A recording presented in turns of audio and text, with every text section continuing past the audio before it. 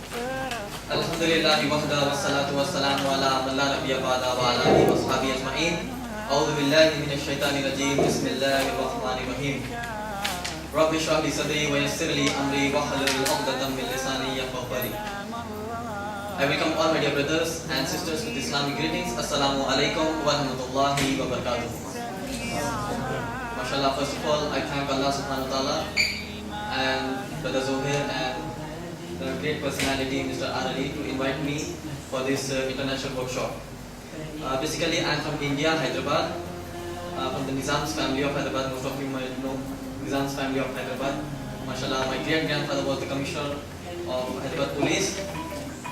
I have completed my MBA, Alhamdulillah, Masters in Business Administration, and pursuing MSc Psychology from University of Madras. About my skills, I am a Dawah trainer. I am a public speaker on Islam and comparative religion. Alhamdulillah, I have Dawah experience of more than 8 years. I am doing Dawah from 2006, mashallah. I have conducted more than 300 lectures. My lectures are aired on Indian television channels. Alhamdulillah, I also know graphic designing, video editing. I also manage Islamic and other events. I also give seminars, management seminars to the universities and colleges in India. I also do Islamic counseling. Mashallah, I am also the production manager in AskIslampedia.com, an Islamic encyclopedia in more than 50 languages of the world. And I run my personal website by the name IslamicDai.com. Mashallah. My unforgettable event in my life. In India, in Delhi, New Delhi, there is a mosque, Jama Masjid. I went there for the same purpose, giving dawah to the tourists there. For 3 days I went there. On the third day, there were many Christians, Jews, atheists. And one person, when I am giving dawah to him, a group of atheists and the Christians, as I was starting my dawah, he got to know that I am a Muslim and I am preaching. And before starting he said, "You're Muslim?" I said, "Yes." "You want to teach Islam to me?" I said, "Yes." So he said, "Just explain Islam in 30 seconds. What he said? "Just explain Islam in 30 seconds. And by the grace of Allah subhanahu wa ta'ala and with my experience, Alhamdulillah, I was able to explain Islam to him in 30 seconds. How? Just give the definition of Islam, definition of Allah, and 2 ayahs of the glorious Quran. Surah Al-Imran, Surah number 3, ayat number 19. Surah Al-Imran, Surah number 3, ayat number 85. 4 things in 30 seconds. Alhamdulillah, this was the unforgettable event in my life. MashaAllah. And second unforgettable event was at the age of 21 when I faced the television channel, 5 cameras on me, with the huge lights and the huge cameras, and I had to answer the questions related to Islam. That was the second unforgettable event, mashallah. My identity, I would like to be known as a Dai, Dawah trainer, professional Muslim and an updated Muslim, because in the world it is commonly propagated by some people that Muslims are outdated. They are not so professional. So I want to create the image that whenever a non-Muslim he thinks about a Muslim, he should know that Muslims are professionals and Muslims are updated. Alhamdulillah. My future wish and my project is that I wish to answer the allegations and misconceptions created by some Orientalists and media. There's some parts of media, some type of media, stereotype media, and Orientalists living in Western countries. They are propagating Islam as the religion of hatred. They are propagating Islam as a religion of terrorism. They are propagating Muhammad sallallahu alaihi wasallam, the man who promotes terrorism. And on the internet, if you go and if you type the cartoons of Muhammad sallallahu alaihi wasallam in Google Images, there are cartoons which are drawn by Orientalists. They draw a man with a beard and some bombs are attached to him, and he's on the plane and he's going to dive on a building to give an explosion to the building. And What is the reward for that? Some rules are drawn in the picture, and they say that if you do this, you will get the whole in Jannah. So this is how the people and the media, some type of media, they are propagating Islam. So I think that I need to answer these people that Islam is not the religion of terrorism, instead it is the religion of peace. The second thing is clear misconception about Islam among common masses. The common non-Muslim, the common people are innocent. There are some people who are extremists and they are against Islam, and there are some people, some non-Muslims who are common. I mean innocent people, they doesn't know anything about Islam. So I need to go and reach them and give them dawah. The third thing is to reach the common people and know their mentality, what they think about Islam, what they actually think about Islam. Do they know Islam given by the Westerners? Do they know Islam given by the Easterners? No. They should know Islam given by Quran and Prophet Muhammad sallallahu alaihi wasallam.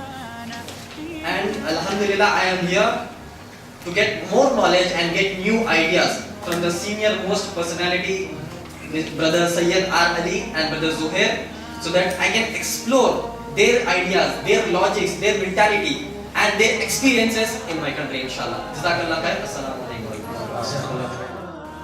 Mir Nizam Ali Khan, presenting India. Mir Nizam Ali Khan.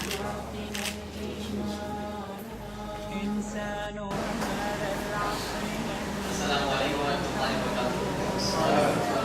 I am Mir Nizam Ali Khan. First, answer to the question, what did what did you learn yesterday?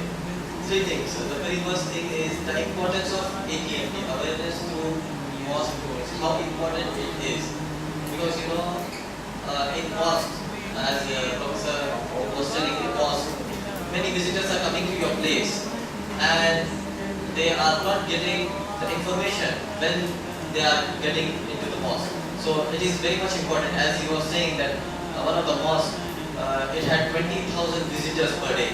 So 20,000 people, they are coming to your door, and if you are not able to convey Islam to them, so then it is not useful. The second thing is, yesterday we shared about personal experiences and views. Yesterday everybody came here on the stage and they explained their views and experiences. That would open up the mind of the other people. For example, I give some of the views of dawah in my country. That would open up your mind and you could use that logics or that points in your dawah in your country. The third point is 77% of non-Muslims in the world and 23% of Muslims in the world. So it is now more on our responsibility, or the more responsibility on our shoulders, right? Allah subhanahu wa ta'ala sent messengers and prophets to this world for Tawheed. But most of the people, according to this percentage, 23% are Muslims and 77 are not Muslims. Meaning that message is not conveyed to the majority of the people in the world.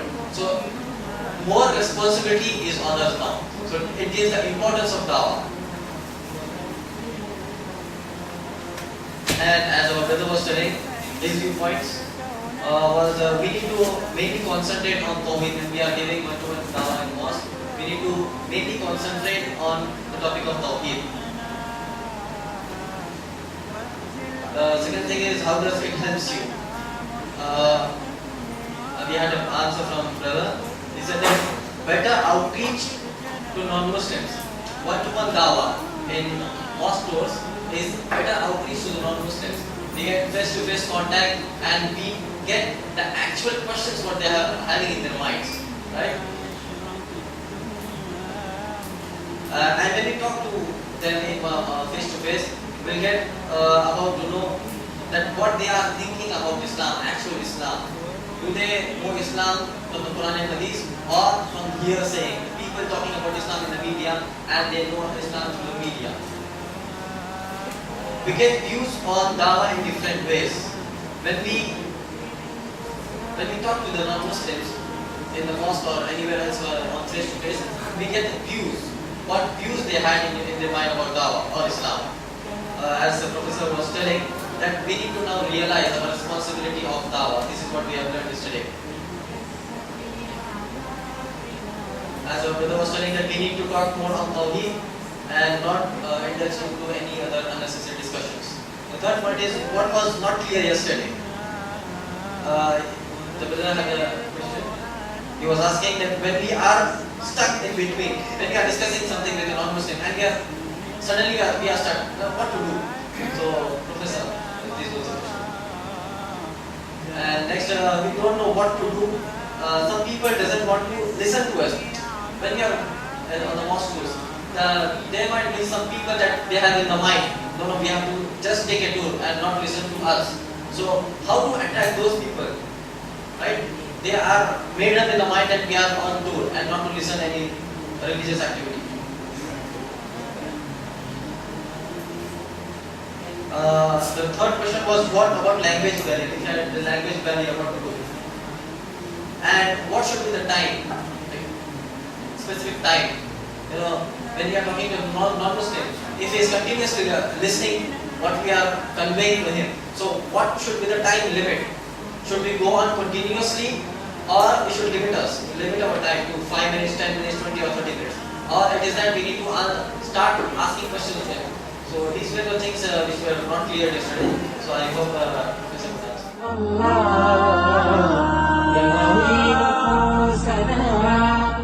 لنحس في أعماقنا الإيمان إنسان هذا العصر أهمل روحه ولم يعد